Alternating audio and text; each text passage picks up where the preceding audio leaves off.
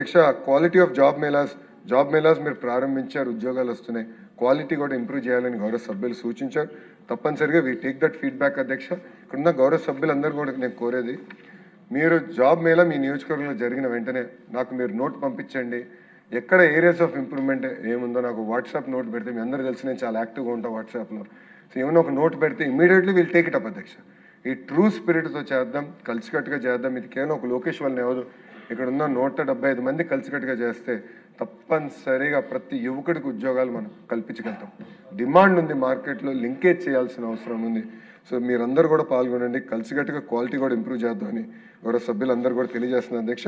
అంతేకాకుండా బుచ్చే చౌదరి గారు, skills centres మీ quality ఉందా, అవుట్కమ్ ఏంటి, పిల్లలు అక్కడ వెళ్తున్నారా లేదా, లేదంటే పిల్లలు పేరు పెట్టి డబ్బులు తీసుకుంటున్నారా అని సూటిగా నన్ను ప్రశ్నించారు అధ్యక్ష. ప్రతి ట్రైనింగ్ సెంటర్లో సీసీటీవీ కెమెరాస్ మేము ఇన్స్టాల్ చేసాం.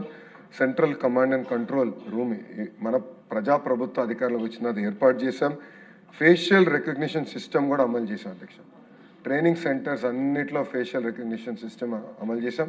ఇక్కడనే కాదు, డైట్ కాలేజెస్, బీఎడ్ కాలేజెస్, రాబోయే రోజు ఇంజనీరింగ్ కాలేజెస్లో కూడా ఎఫ్ఆర్ఎస్ పెట్టాలనేది ప్రభుత్వం ఇప్పటికీ నిర్ణయం తీసుకుంది అధ్యక్ష. ట్రైనింగ్ సెంటర్స్కి వచ్చి కదా, this is the first of it's kind in the entire country.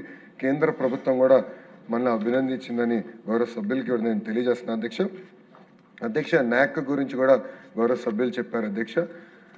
వాస్తవం అధ్యక్ష, ఇప్పుడు మీ అందరికీ తెలిసిన విషయమే, గౌరవ ముఖ్యమంత్రి గారు అమరావతిలో ఇల్లు